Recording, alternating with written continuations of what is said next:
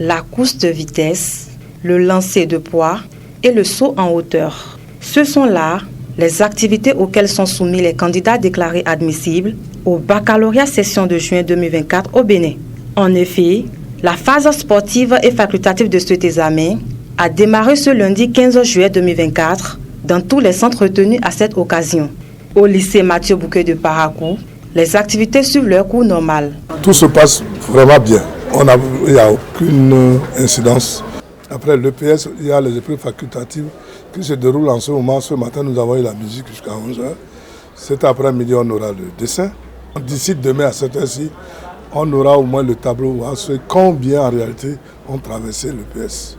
Le reste vont rattraper avec l'oral. Ceux qui ont fait dessin, musique aujourd'hui passeront demain pour faire l'EPS. Parce qu'il y a une journée qui est consacrée pour les épreuves facultatives.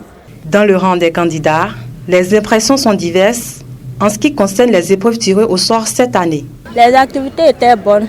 Déjà qu'il n'y a pas eu la gymnastique, c'était vraiment bon pour moi. Mais j'ai eu des difficultés en courant pendant la vitesse où j'ai eu à tomber. Et donc ça m'a ralenti, mais c'était pas mal quand même. On a commencé ce matin par les épreuves facultatives et moi j'ai choisi la musique. Donc c'est ça, on a composé de 8h à 13h.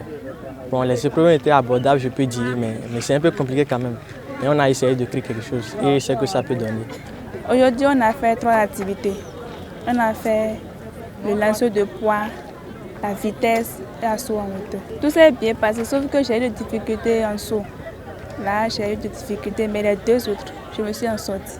Du côté des encadreurs, tout se déroule pour le mieux, sauf certaines observations faites au niveau des candidats. Nous avons comme APS la course de vitesse, le saut en hauteur, puis le lancer de poids. Chez les apprenants, seulement disons au niveau de saut en hauteur qu'ils ont eu un peu de difficulté par rapport à la technique.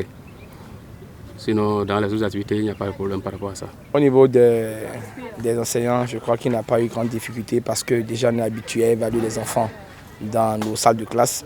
Donc on n'a pas eu de difficulté. Au niveau des apprenants également, et à part la course de vitesse qui a semblé un peu difficile, le saut en hauteur et le lancer de poids sont des activités qui sont enseignées en classe de terminale. On a constaté que les enfants ne maîtrisent plus le départ quadrupédique, par exemple à la course de vitesse. À l'arrivée, au lieu de franchir l'arrivée à toute vitesse, carrément ils marchent ou ils ralentissent. Il faut noter que la phase sportive et facultative de cet examen connaîtra son épilogue le 16 juillet 2024 pour laisser place à la deuxième délibération. Après cette dernière, les candidats n'ayant pas réuni la moyenne requise plancheront pour la phase orale.